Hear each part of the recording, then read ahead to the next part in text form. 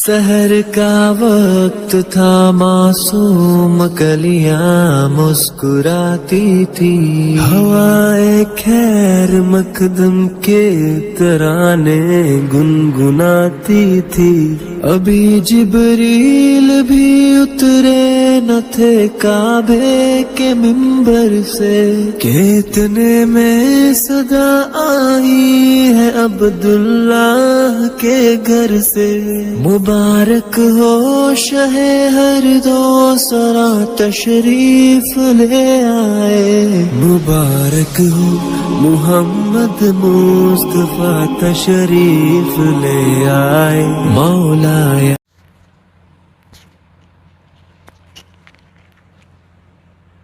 السلام علیکم ورحمۃ اللہ وبرکاتہ۔ آج کا ہمارا جو سبق ہے ویڈیو میں وہ ہے طلاق سے پہلے۔ طلاق کے معاملہ ہم اس سے پہلے والی ویڈیو میں پڑھ چکے ہیں، دیکھ چکے ہیں۔ اگر آپ نے وہ ویڈیو نہ دیکھی ہو تو ڈسکرپشن میں آپ کو اس کا لنک مل جائے گا، آپ وہاں جا کر دیکھ سکتے ہیں۔ اور اس کا پارٹ 2 ہے، یہ پارٹ 2 دیکھنے کے لیے اس ویڈیو میں بنے رہے۔ چلیے شروع کرتے ہیں۔ طلاق سے پہلے سب سے پہلے بات یہ ہے کہ اسلامی شریعت میں طلاق کی ضرورت کیوں ہے۔ یہ بات تمام لوگ جانتے ہیں کہ طلاق نکاح و شادی کو ختم کرنے کا نام ہے۔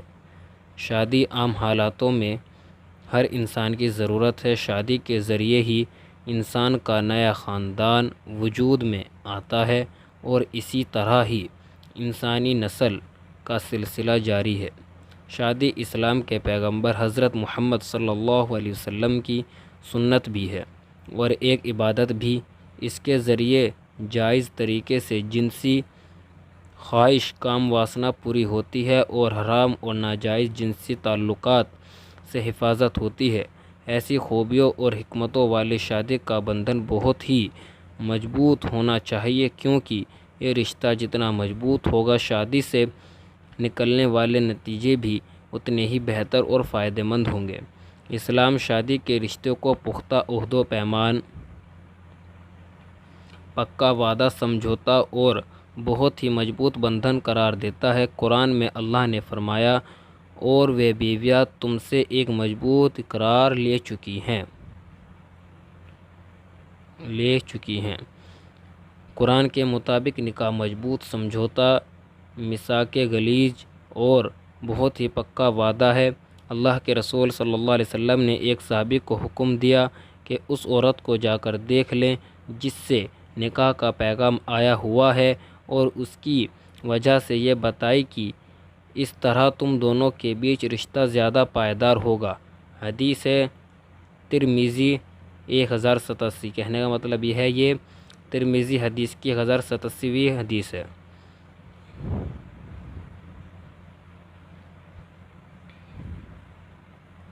یہ دکھ گیا ہوگا آپ کو، حدیث ترمذی 1087۔ ویواہک رشتے کی پائیداری اور اس میں مضبوطی کی کوشش نکاح سے پہلے بھی ہونی چاہیے اور نکاح کے بعد بھی۔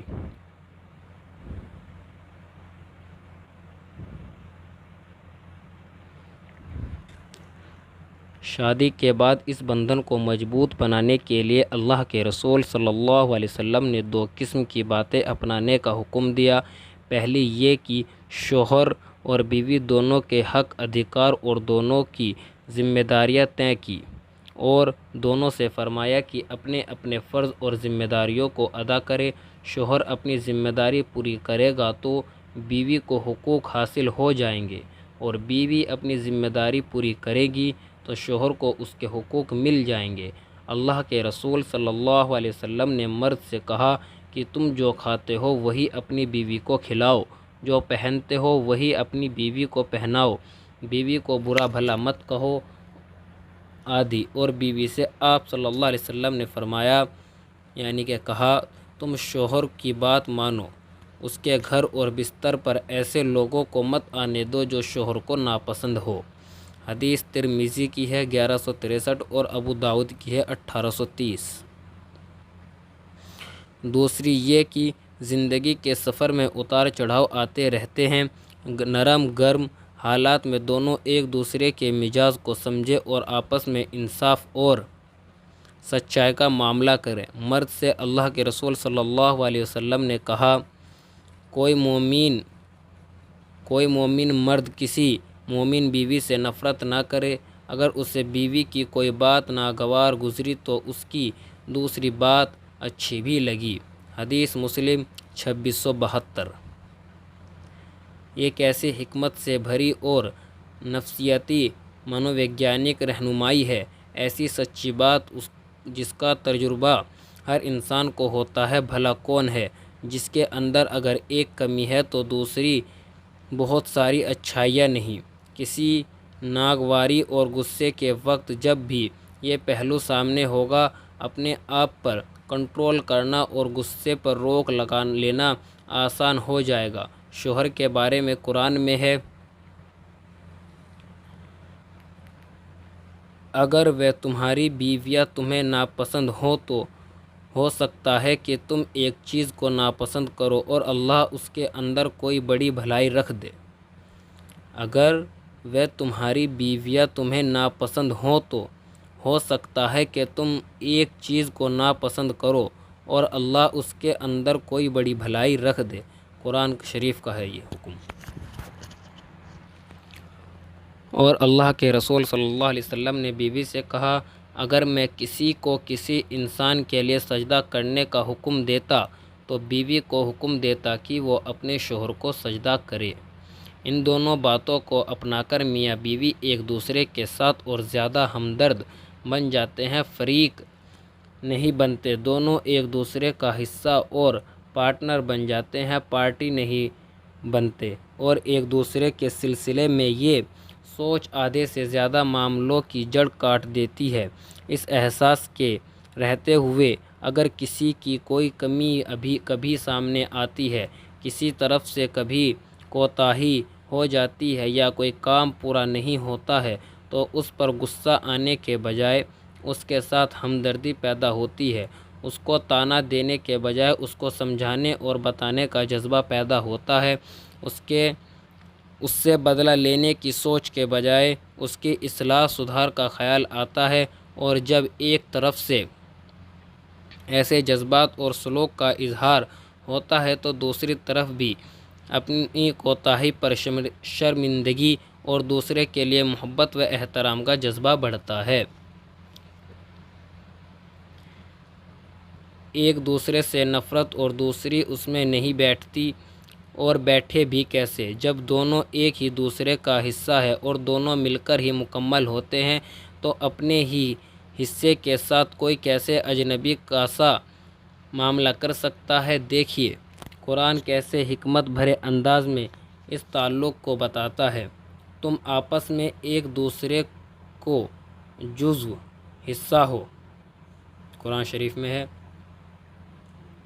قرآن اس بات کو اور اچھے انداز میں اس طرح بیان کرتا ہے، بیویاں تمہارے لیے لباس ہیں اور تم بیویوں کے لیے لباس ہو۔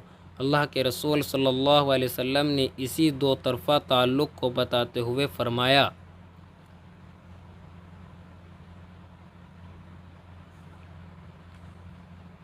عورتیں مردوں کا حصہ ہیں۔ حدیث ابو داؤد کی 236۔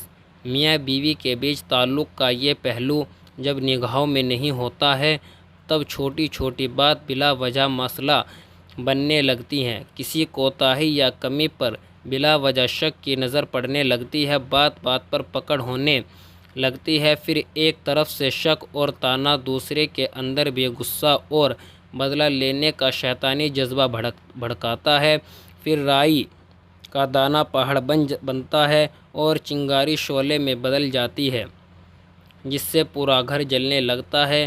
آگ پھر آگ پھیلتی ہے تو جلاتی چلی جاتی ہے، میاں بیوی ہی نہیں دونوں کے خاندان جھلستے ہیں، اور سب سے بڑا نقصان بچوں کا ہوتا ہے۔ جب ایک دوسرے کو اپنا ہمدرد، ساتھی اور پارٹنر نہیں سمجھیں گے تب فریق اور پارٹی بن جائیں گے، پھر ہمیشہ کشمکش رہے گی اور اپنا فرض نبھانے کی جگہ اپنے حقوق کی مانگ شروع ہو جائے گی۔ یہ الٹی ترتیب اور الٹی سوچ ہے جو زندگی میں گاڑی کو پیچھے لے جاتی ہے۔ صرف اس سوچ کو سیدھا کر لیا جائے اور ترتیب پلٹ دی جائے تو اسی جگہ رہتے ہوئے دونوں ایک دوسرے کے لیے ہمدرد اور خیرخواہ بن جاتے ہیں اور اپنے مسئلے بڑے اچھے ڈھنگ سے سلجھا لیتے ہیں۔ اللہ کے رسول صلی اللہ علیہ وسلم نے فرمایا، دیکھو، عورتوں کے ساتھ اچھے برتاؤ کی نصیحت قبول کرو، وہ تمہارے لیے تو صرف مددگار ہیں۔ حدیث ہے ترمذی کی 1163۔ السلام علیکم ورحمۃ اللہ وبرکاتہ۔